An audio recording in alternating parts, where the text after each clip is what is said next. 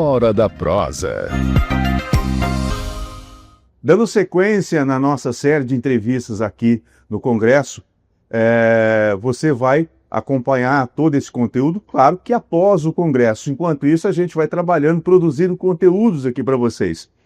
E agora, a gente vai ter a oportunidade de conversar novamente com o Matheus. Só que desta vez, a gente está aqui um ao lado do outro, porque a primeira prosa nossa foi por videoconferência, enfim, né? Ele lá na empresa e eu na nossa base em São José do Rio Preto.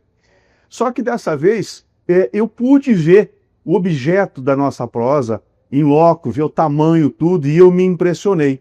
Na primeira ocasião que a gente falou sobre o produto que nós vamos falar daqui a pouquinho, que vocês vão entender, a gente tem uma ideia, ficar fascinado com tudo que ele pode oferecer em sua operação. Mas agora, Matheus, muito obrigado por estar aqui no nosso estúdio para poder falar um pouquinho mais sobre o Pelican Pipe, ou Pika Pelican, aí você que vê a forma certa de a gente se referir a esse veículo autônomo, né?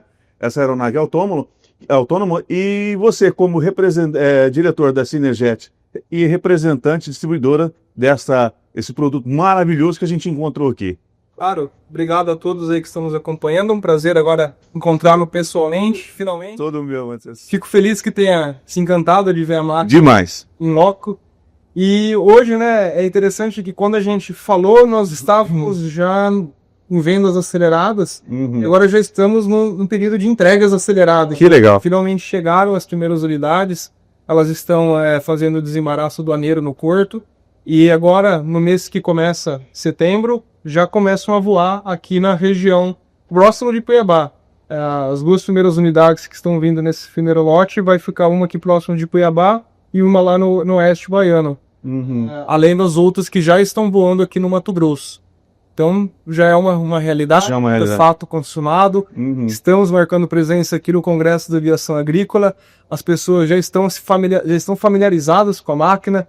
Aquela primeira impressão positiva que todo mundo tem de encantamento está sendo gradativamente agora trocada por uma análise mais aprofundada, já entrando nas questões de viabilidade econômica, porque o momento está próximo, né, de que isso seja uma ferramenta tão difundida quanto a aviação tradicional nas lavouras do Brasil.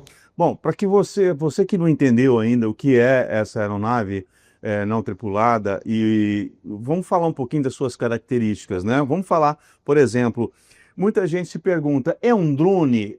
Por exemplo, eu vou ter um controle ali, eu vou ter que fazer o voo, programar num controle? Como é que é a operação dessa aeronave? É uma pergunta quase que filosófica, né? É um drone ou é um avião? Pois é. Quem sou eu, né? É um pouco dos dois, né? Ela, pela característica de projeto dela, muito acertada, ela bebe das vantagens de um avião tradicional, em termos de formato. Então, quem ainda não teve a oportunidade de ver, imagine um avião como um avião tradicional, só que ele é autônomo. Enquanto você está falando e explicando as características técnicas dele, o pessoal vai assistir um pouquinho, porque depois vou colocar as imagens para a pessoa entender. Perfeito.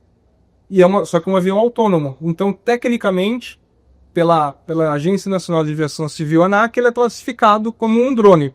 Mas a operação, o modus operandi dele, a característica de voo, a característica de aplicação é de um avião agrícola tradicional. Estamos falando de um avião de 11,5 metros de envergadura.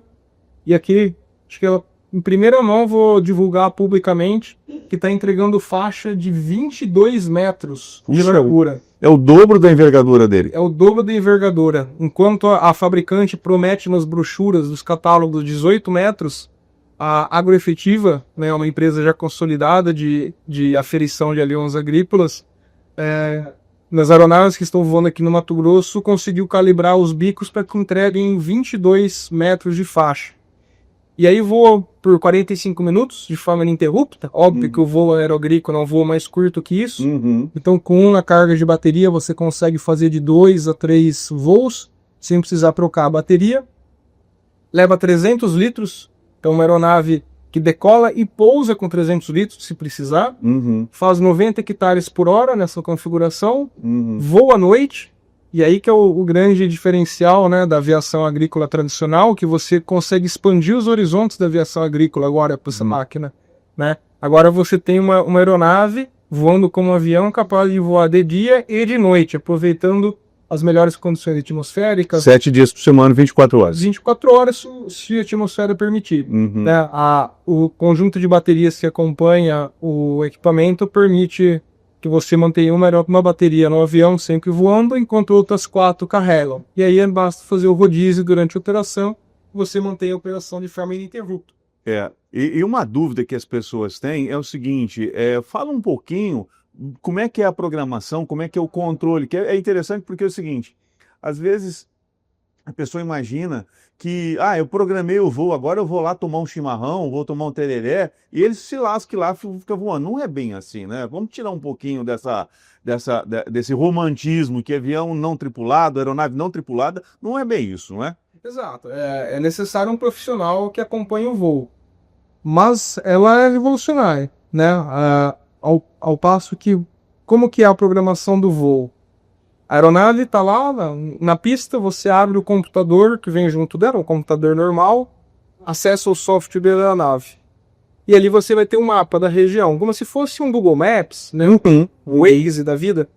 Você basta marcar, clicando qual que é o perímetro da sua fazenda, da área que você quer pulverizar, e indicar para a aeronave onde que é a pista. Ela vai decolar sozinha, fazer um voo de mapeamento sozinha e vai pousar sozinha. Quando eu digo sozinha, é sem controle remoto. Obviamente, e sempre vai ter um operador cuidando da telemetria, do que está acontecendo, e em posse de um controle remoto, caso precise, ele venha intervir. Mas não é o requisito para o voo. Feito esse primeiro voo de mapeamento uma vez na safra, a partir de aí, já fica registrado, né? Abastecer o hopper, selecionar a área que você quer voar, a aeronave vai decolar sozinha, vai aplicar sozinha e vai pousar sozinha. Entendi. Talvez até dê para tomar um chimarrão durante... Mas de olho na tela. De olho na tela. Não vai lá para dentro não e deixa a coisa rolar. Uma coisa que a gente tem, assim, tem uma curiosidade como leigo na operação, é com relação ao obstáculo. Por exemplo, você disse que marcou o perímetro para ele vai lá, faz toda a marcação e volta, beleza? Aí que você vai fazer, de fato, a pulverização. Mas se tiver árvore, por exemplo, como é que funciona isso? Essa marcação tem que ser manual, é automático? Nesse sobrevoo ele identifica? Como é que funciona isso? O primeiro voo de mapeamento ele é um voo realizado a quase 400 pés acima do solo. Então, nisso é uma altura que você está livre de obstáculos. Sim. E a aeronave dispõe de lidars, né, radares a laser, voltado para baixo e para frente. Ele consegue reconhecer todos os obstáculos da área, típicos. De um poste a uma árvore, enfim. Poste, árvores, barracões, silos, tudo que tiver na lavoura ele vai reconhecer. O pessoal pergunta muito sobre fio. O aeronave vê fio? Ela não vê exatamente o fio, mas ela vê a sequência de postes. Então ela vai, pela inteligência dela, ela vai deduzir que ali tem fio. Exatamente. Caso o operador conheça previamente obstáculos, nada impede que, por redundância, ele vai lá e coloque manualmente o obstáculo. Perfeito. Ou ainda tem uma estrada estadual na beira da rodovia, eu não quero que a aeronave sobrevoe nem faça balão por cima. Então você pode construir uma área de restrição ali, manualmente, e a aeronave vai reprogramar todos os voos, todos os balões dela, de modo para atender aquilo sem sobrevoar a área de restrição, por exemplo. Entendi. Agora, vamos falar um pouquinho sobre... É importante citar isso, gente, porque o Brasil tem dimensão continental. Nós temos, aqui no Mato Grosso, por exemplo, nós temos chapadões, enfim. É fácil de você voar nessa área que não tem tanto problema, mas nós temos regiões, por exemplo, no Vale do Ribeira, tem muito morro, essas coisas. Como é que funciona nessas regiões? O mapeamento é a mesma coisa, ele sabe reconhecer essas diferenças de altitude, enfim, é a mesma coisa, o mesmo processo. Exato. A gente tem que reconhecer a vocação da máquina, né? Existem áreas muito quebradas, tamanhos menores, ou com um relevo muito acidentado, que o ideal, de fato, é um drone convencional. Onde que é a aplicação do Pelican, né? É aquela área que você conseguiria colocar um avião. Ele vai voar como um avião, talvez com um pouco mais de possibilidades que o avião, já que o voo dele é a 120 km por hora, enquanto um avião voa acima dos 200. Sim. Então ele aceita um pouco mais de obstáculos, um pouco mais de áreas quebradas. Mas não podemos nos iludir que ele vai fazer aquela área muito acidentada que um avião hoje já não faria. Para isso tem os drones multirotores. Né? Mas vale lembrar que essa aeronave ela teve o desenvolvimento dela até entrar na fase comercial plena agora em janeiro de 2005. Ela passou por um desenvolvimento de 8 anos e 80 milhões de dólares investidos. E parte desses 8 anos foi em áreas de banana, tipicamente acidentadas. Sim. E em áreas de cana aqui lá no estado de São Paulo, que também possuem um relevo um pouco mais desafiador do que os chapadões do Mato Grosso ou do Oeste Baiano. Fora do Brasil, os testes foram feitos na Guatemala, Equador, alguma coisa assim? Guatemala, Costa Rica, na própria Califórnia, no Kansas e no estado de São Paulo e no Mato Grosso. Esses foram os locais que a aeronave operou pré-entrada na operação comercial. Agora, a gente vai tocar num tema delicado aqui, porque a gente tem que falar de custo Brasil, né? Custo Brasil. Infelizmente, o Brasil é um dos países onde o prestador de serviço, aquele que produz, ele é penalizado. Não vou falar nem que ele é prejudicado, ele é penalizado por taxas e impostos absurdos. Né? Então, como o comprador vê isso? O custo-benefício, mesmo com esses impostos, ele ainda ele ainda está a favor do produto? Sim, obviamente que eles geram um custo a mais, né? Impostos é um custo que está embutido na aeronave. Mas todo o modelo de negócio que a gente utiliza, tanto na esfera comercial, nas propostas comerciais, nos prospectos de venda, quanto aqueles que os próprios produtores estão confirmando cooperação, consideram todo esse desafio. Né? Então, consideram os impostos de importação, consideram os custos atrelados à operação no Brasil, que não temos como evitar. E mesmo assim, gera aquele número, que é o número que está sendo amplamente divulgado, né, de $1,50 por hectare de custo operacional direto, podendo chegar a $2,50 se você colocar o custo total de propriedade, que é o custo de operacional direto, mais as depreciações da aeronave, seguros, etc. Ainda assim, é uma economia muito boa.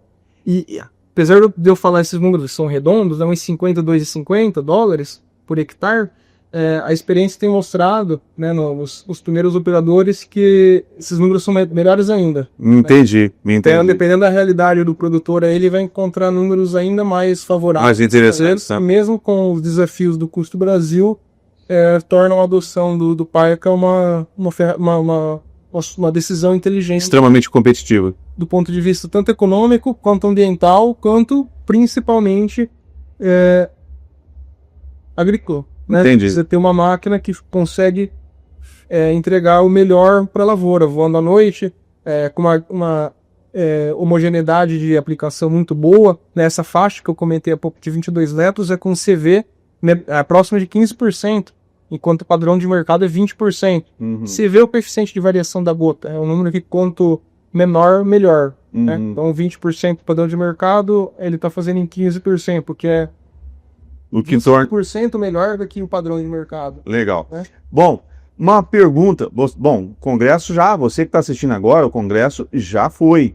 Mas o que eu quero perguntar é para saber se ainda dá tempo de colocar nesse vídeo alguma demonstração em voo. Vai haver alguma demonstração em voo aqui ou vocês não tiveram tempo para isso? Não, no Congresso não vamos fazer uma demonstração em voo, mas o calendário do ano foi repleto de demonstrações. Fizemos demonstrações...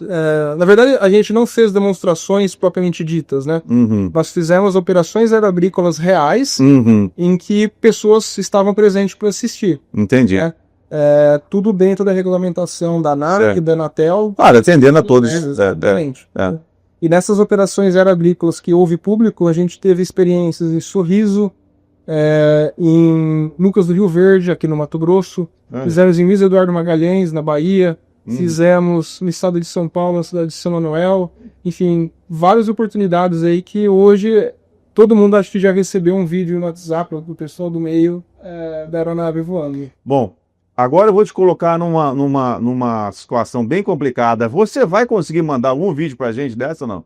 Pra gente colocar? Então fica muito mais fácil. Então vocês vão ter a oportunidade de ver como é que é a operação dessa aeronave e ver o quanto isso pode ser útil para você aí na sua região, né? Uma vez que a gente tem que entender o seguinte, não é porque é uma aeronave extremamente moderna, autônoma, que você, operador, vai deixar de seguir as normas. As normas são para todos. São para os drones, são para os vantes, são para qualquer tipo de aeronave que façam aplicações de defensivos. Inclusive, ontem, conversando com o diretor da ANAC, né, o brigadeiro, e ele foi taxativo. O problema não são as ferramentas, é sim de uma questão de consciência de cada operador. Então, sigam as normas, sigam as regras, que assim todo mundo vai ter um benefício muito grande, não só na aplicação, né, mas também para toda a sociedade que convive no entorno, não é isso? Exatamente, se me permitir fazer um adendo e até deixar os telespectadores aí informados do que vai acontecer, que está acontecendo no mercado, né? Quando a gente fala da máquina, né, obviamente a gente é uma empresa vendedora dessas máquinas, né, então a gente quer mostrar o quanto ela é boa, quanto ela é fácil, mas a gente se preocupa muito, mas muito mesmo, com a questão tanto do suporte técnico quanto do treinamento. E essa questão do treinamento que eu queria puxar o gancho do que você falou, né? Não só por iniciativa própria, né, mas a gente agradece muito o apoio que o SINDAG tem dado para nós nesse projeto, né, a abertura que ele tem dado, os direcionamentos que ele tem nos dado também, que nos fez hoje modelar um sistema de treinamento extremamente robusto, né, para a gente mitigar de todas as formas que, uma vez a aeronave em operação, possa haver uso indevido da máquina, que é o que você bem falou, né? A máquina, ela faz o trabalho dela perfeitamente. Exatamente. Então, como que é isso, né? Ela vai seguir basicamente a rotina de treinamento de um piloto. Então vai existir Ground School, que é a escola de sala de base, treinamento em sala de aula, 2 semanas de treinamento em sala de aula de técnicas, né, introdução ao voo para as pessoas que não estão familiarizadas e entender qual que é a dinâmica de voo, como que é. O CAAR é obrigatório, o CAAR é um curso que o Ministério do Meio Ambiente obriga as pessoas a terem, né, para elas entenderem o caráter agronômico daquilo que está sendo feito. E depois um treinamento em loco, onde para cada avião, seja a fábrica, a Paica, ou seja a Sinergete, a distribuidora, vai deixar um piloto instrutor por até 3 meses, 24 horas na fazenda, ou junto com um prestador de serviço, supervisionando a operação nessa fase de aprendizado. Para maximizar toda a operação na melhor que ela pode ser. Exatamente. Então, por mais que a máquina seja poderosa, e talvez até por ela ser poderosa, a gente quer que tem que ter esses cuidados. De fazer um treinamento intensivo e prolongado de 3 meses para que todos operem com segurança, e assim a sociedade pode ficar tranquila de que as lavouras estão sendo cuidadas com muita segurança. Legal. Matheus, já que a gente está falando aqui no Congresso, eu queria que você fizesse uma breve avaliação do Congresso e esse relacionamento com o SINDAG. Você já fez uma breve citação aí da importância do SINDAG para vocês, mas eu queria que você fizesse uma avaliação Congresso e essa parceria com o SINDAG. Bom, o trabalho do SINDAG é fantástico, né? Tanto do ponto de vista educacional, para que a sociedade comece a ver de forma diferente, sem os preconceitos da aviação agrícola, que hoje é a ferramenta fundamental para garantir a segurança alimentar no Brasil e no mundo, né? O SINDAG faz um papel institucional muito bom, ele faz um papel muito legal na questão regulatória, né? Trabalhando junto com o Congresso Nacional, nas pastas dedicadas a isso, e também na parte de organizar o setor, né? Promovendo treinamentos, promovendo eventos, promovendo a união de todos para que o setor cresça de uma forma responsável e que a sociedade esteja bem assistida para aquilo que ela espera do setor. E o Congresso, organizado pelo SINDAG, é uma grande alegria, né? Eu chamo que é a grande festa da aviação agrícola, onde todos se encontram, absolutamente todos. Né? A gente vê empresas, operadores, pilotos, parceiros que moram desde o extremo sul do Brasil até o extremo norte, do leste a oeste, todos reunidos aqui, conversando sobre aviação agrícola, trocando experiências, relembrando bons momentos, fazendo muitos negócios. Então o congresso, eu brinco, ele nunca falha, né? Ele sempre um grande sucesso. É um prazer estar mais nesse ano aqui em Santo Antônio do Verger, prestigiando, expondo e apoiando o SINDAG e o Congresso de Aviação Agrícola. Bom, sendo assim, para o próximo congresso nós teremos a presença, então, da Synerjet e também do que nos espera aí com o desenvolvimento, com os upgrades que porventura venham aí no Pelican Pipe, não é isso? Com certeza, presença garantida em 2026. Tá bom. Gente, olha, se você chegou até aqui, é muito importante que você nos ajude, né? Que você interaja com as nossas redes sociais, tanto da Synerjet, para que vocês, né, ajudem a gente a continuar produzindo esse tipo de conteúdo. Então, olha, se inscrevam nos nossos canais, curtam, comentem, compartilhem. Isso é fundamental. As plataformas entenderão que nós temos relevância e isso vai fazer com que a gente chegue muito mais longe. É isso? É isso mesmo. Sigam Synerjet Agro no Instagram, sigam o Jornal Campo Aberto. Tá feito, então. Olha, Matheus, muito obrigado e até a próxima, se Deus quiser. Até a próxima. Valeu. Até a próxima prosa.